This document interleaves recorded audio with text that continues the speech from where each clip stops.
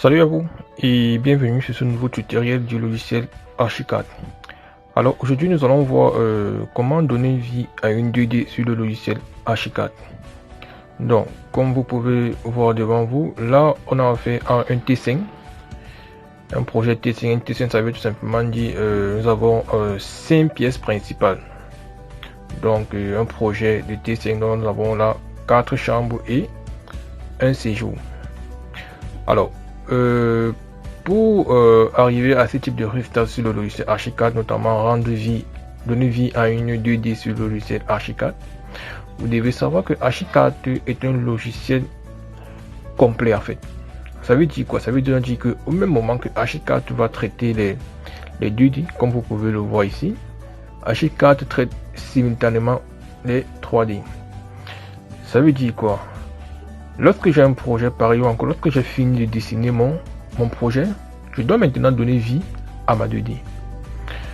Bon, ici, si je viens par exemple ici au niveau du séjour, d'abord la première remarque que vous devez savoir c'est quoi? C'est que au niveau des traits, si je zoome par exemple là sur le mur, vous allez vous rendre compte que la qualité graphique est différente.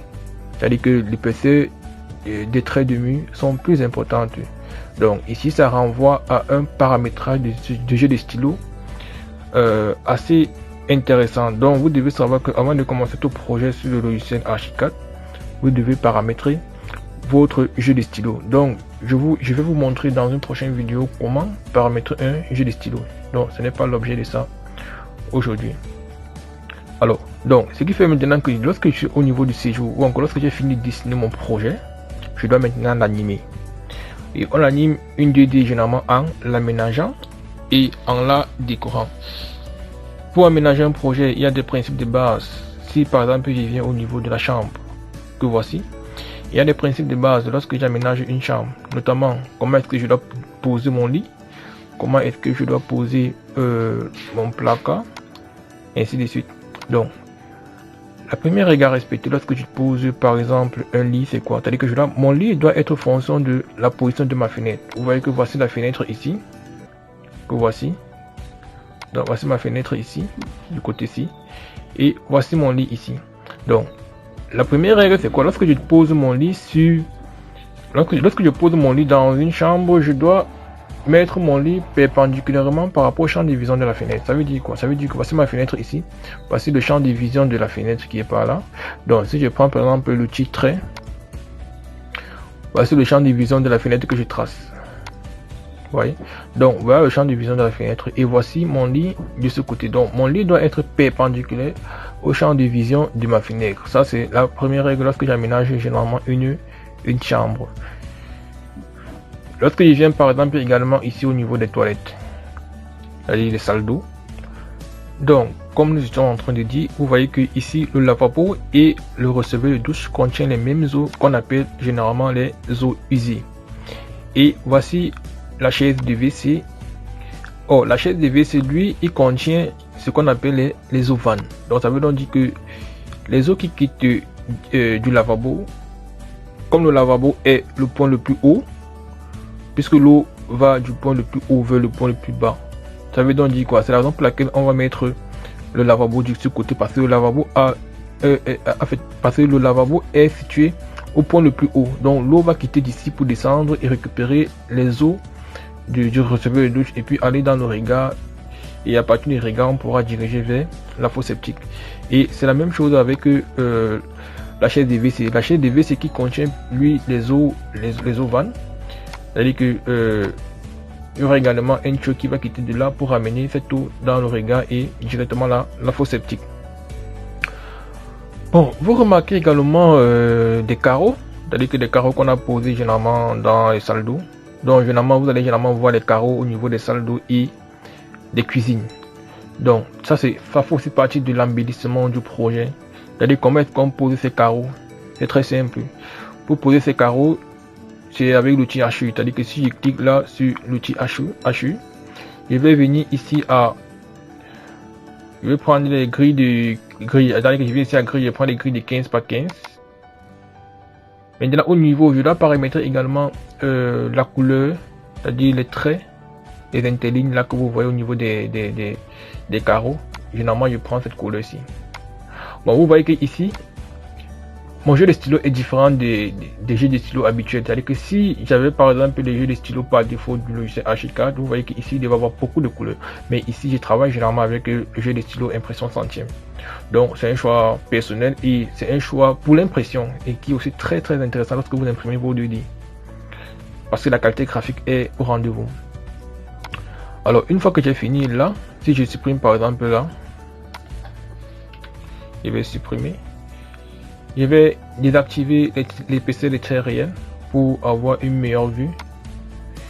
Là j'ai désactivé. Je vais prendre maintenant cette surface. Vous voyez qu'en fait j'ai le même résultat qu'il y avait d'abord précédemment.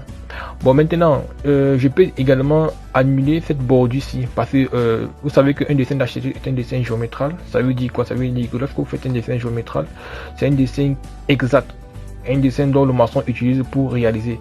Donc lorsqu'on voit cette surface-ci et cette surface-ci, vous voyez ce trait-ci, on a l'impression que le point-ci est peut-être soit plus haut que celui-ci ou alors celui-ci est soit plus haut que celui-ci. Donc pour éliminer les bordures de mon hachure, je vais sélectionner l'hachure. Je vais venir ici à contour. Il me rassure que je suis ici et je viens modifier.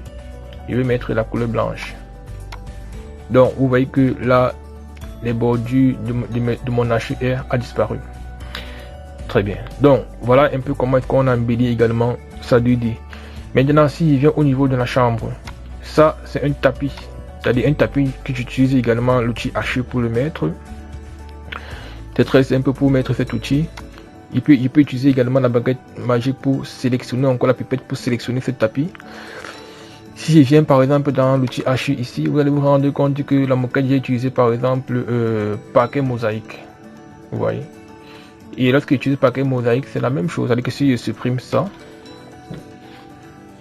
notamment avec Delete, la touche du clavier, je peux également remettre la même chose. C'est-à-dire que et maintenant vous allez vous rassurer que ici, j'utilise également des traits fins. J'utilise pas les traits forts. Vous voyez qu'ici ça sont des traits forts ou encore des traits foncés. J'utilise des traits fins pour qu'il y ait une certaine différence entre les éléments de décoration et les éléments de traits pour la construction. Vous voyez un peu. Et je vais utiliser des traits fins. Donc ça, je vais prendre ça qui est un trait fin également et je vais reproduire le même tapis. Vous voyez un peu. Bon, maintenant, ce que vous devez savoir, c'est que par moment, en mettant par exemple des tapis, vous devez, si je prends par exemple le cas où on savait qu'on n'a pas un cas palpable ici. Bon, vous devez savoir que il y a par moment que vous pouvez déposer un tapis, vous voyez, et le tapis apparaît au-dessus du lit. Ça veut dire quoi? Ça veut dire que si je prends par exemple là, ordre d'affichage, premier plan, vous allez vous rendre compte que vous voyez que le tapis est ici au-dessus du lit. Donc ça dépend maintenant en fonction du plan qui existe entre les différents éléments.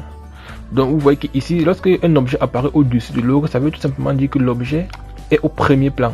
Donc maintenant pour corriger ça, vous devez le mettre en arrière-plan par rapport à l'objet que vous voulez. Donc ça veut donc dire quoi? Ça veut donc dire que je vais refaire la même chose pour ce que j'avais fait d'abord avant. C'est-à-dire que si je vais remettre ce tapis-ci en dessous du lit, je vais faire le clic droit également, je vais partir à ordre d'affichage et je vais mettre en arrière-plan. Très bien, donc voilà un peu ça. Donc vous voyez que pour la disposition du lit, j'ai appliqué le même principe. Donc pour la disposition de mon lit, j'ai appliqué le même principe que j'ai appliqué ici. Donc le lit doit être perpendiculairement, le lit doit être disposé perpendiculairement par rapport au champ de vision de la fenêtre. Donc en grosso modo, voilà un peu l'aménagement des salles d'eau et l'aménagement des chambres. Donc si je reviens maintenant ici au niveau du séjour, le premier conseil que je vais vous donner lorsque vous aménagez un séjour, c'est de toujours positionner la télévision. C'est très important. Parce que lorsque vous mettez la position de la télévision, ou lorsque vous placez une télévision dans votre salon, cela donne déjà une orientation sur la disposition des éléments et comment est-ce qu'on met les fauteuils. Vous voyez un peu. Donc c'est très intéressant lorsque vous aménagez un séjour ou un salon de mettre la position de la télévision. Bon, là, vous vous rendez compte que je parle bien de séjour et salon. Vous savez savoir qu'il y a une différence entre un séjour et un salon. Bon, ici j'ai un salon, mais lorsqu'on parle de séjour, sachez que la salle à manger et le salon ne font qu'un. Là, on parle de séjour, mais lorsqu'on parle de salon, ça veut donc dire qu'il n'y a pas de salle à manger à l'intérieur. Donc ici, il y a une salle à manger de ce côté ici, et ici on a un salon. Donc le séjour, c'est lorsque le salon et la salle à manger ne font qu'un. Là, on parle du séjour. Et la position de la télévision, c'est elle qui va vous dire comment est-ce que vous allez mettre le reste des éléments dans votre salon. Et vous voyez qu'également ici, il y a également un tapis. Donc le tapis, c'est la même manière dont on a mis ici dans les chambres. Donc avec un ordre d'affichage intéressant, et rassurez-vous que vous avez toujours mis les tapis en arrière-plan. Ouais, il y a ici également les pots de fleurs. Vous pouvez également mettre des pots de fleurs dans vos plans si vous trouvez vraiment judicieux. Donc les pots de fleurs, c'est très simple dans le Archicad. Mettre ce pot de fleurs, c'est généralement avec l'outil avec les objets. Si je sélectionne ça, donc vous voyez que s'il vient objet, c'est généralement cet outil-ci, c'est-à-dire le modèle plante intérieure. Ces pots de fleurs. Donc là, vous pouvez les sélectionner et vous embellissez vos 2D également. Donc maintenant, au niveau des terrasses, lorsque vous avez des terrasses, c'est aussi très intéressant de mettre aussi également des carreaux. Donc ici, vous voyez que si je sélectionne le tissu surface, là, j'ai des carreaux. Donc vous voyez que là, on a fait les carreaux 30 par 30 au niveau des terrasses.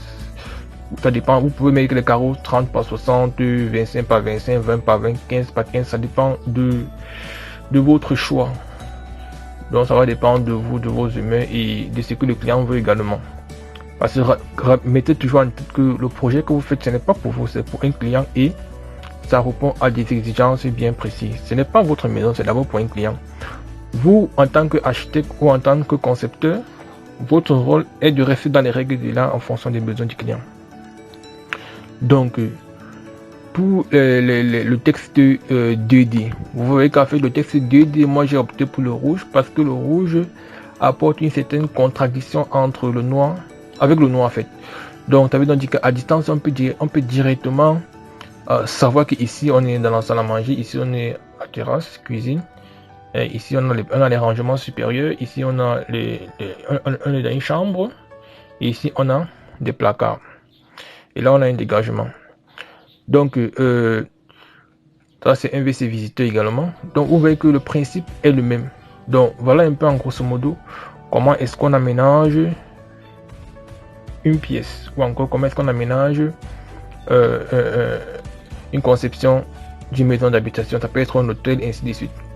Donc, dans la prochaine vidéo, nous allons voir comment paramétrer un jeu de stylo dans le logiciel Archicad, parce que c'est le jeu de stylo qui va donner la qualité graphique que vous voulez lorsque vous imprimez votre projet.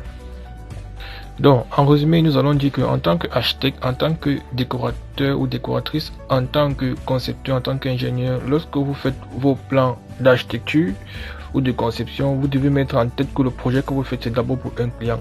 Et il faut éviter de surcharger vos projets, il faut éviter de rendre touffus vos projets et surtout éviter d'utiliser plusieurs couleurs. Donc il faut être très simpliste et là on aura la possibilité de mieux niveau 2D. N'oubliez pas que ce n'est pas un projet de concours. Et lorsque ce n'est pas un projet de concours, il faut rester le plus simpliste pour que le maçon puisse mieux lire vos conceptions. C'est ça le but ultime, que le maçon puisse lire votre conception. Parce que lorsque vous surchargez trop un projet, ça devient touffu et ça fait mal aux yeux. Et sur ce, je vous dis ciao dans nos prochaines vidéos.